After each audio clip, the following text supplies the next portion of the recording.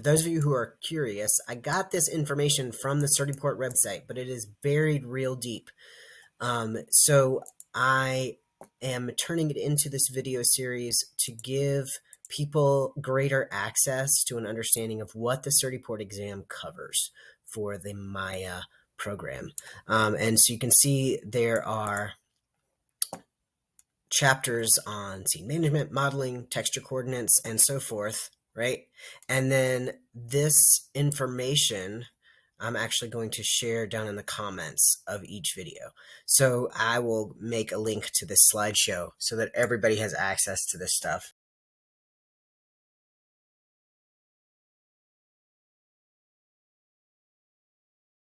So first, let's talk about modifying pivot. All right, so I opened up my tutorial series file here. And what we're going to work on today first is pivots. So let's talk about what a pivot is.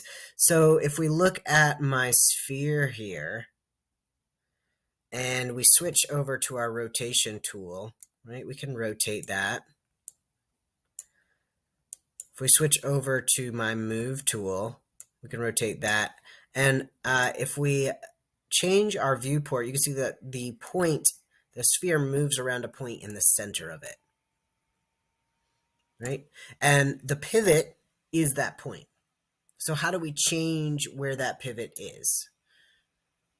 So in your modeling toolkit down here, we have this edit pivot button, right? And so if I adjust that, you can see our tool changes. The way this tool looks is different, and you can see where that yellow pivot point is, right? I'm going to press spacebar to jump into my four-way view, frame in all views.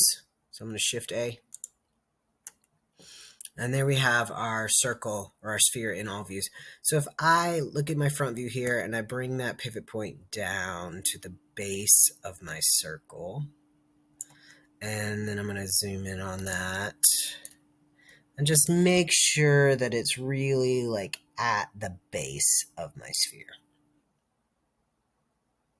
Okay, so now I have edited the pivot, right? And when I'm done, I can click Edit Pivot. So that's one way. That's one way to edit the pivot. Another way is here in Attribute Editor. If you still got your poly component, you have this height baseline. My cube first. Yeah, all right. So the cube baseline is centered. So now I'm going to drop into bottom. You can see the cube itself moves up, right?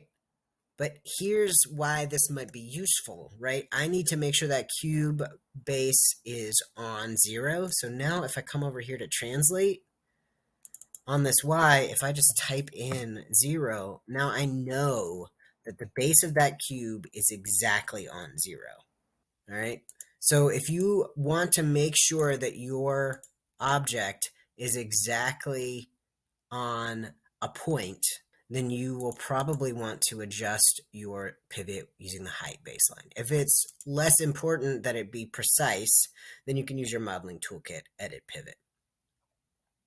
So those are those two ways to adjust your pivot point to change where that pivot point is. You can also use your Edit Pivot to change the rotation of the pivot. So I can take this pivot point and have it point this way.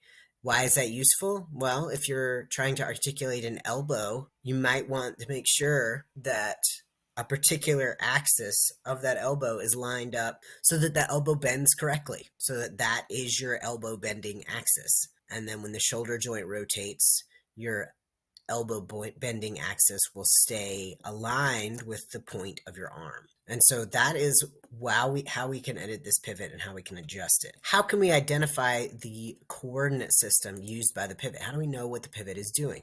Well, if we come in here to your tool settings, this will tell you what orientation or axis your pivot is on. Now you can see here it's custom, and that's because I have changed the orientation of the cube's pivot. If I select another shape, it'll tell me this pivot is world. This pivot is world, right?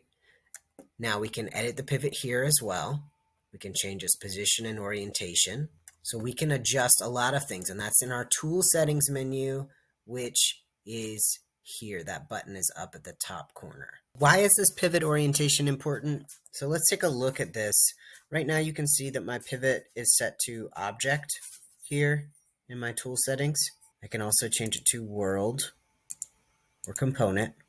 So if I rotate my object a little bit, like that, and then I change my pivot to world, you can see that my rotation is straight up and down. We switch it to move. So look at my move icon right now. So if I lift this up, it's moving vertically on the y-axis. Now let's switch it to object. Now it's pointed vertically with the object. And so I can animate this forward for the tip of the cone, right? So if this is a rocket, it's going to travel in the direction the cone is facing, as opposed to vertically in the world. So having these different types of movement allows you to choose your animation and adjust it for your animation in a way that is a lot more organic and works for your scene.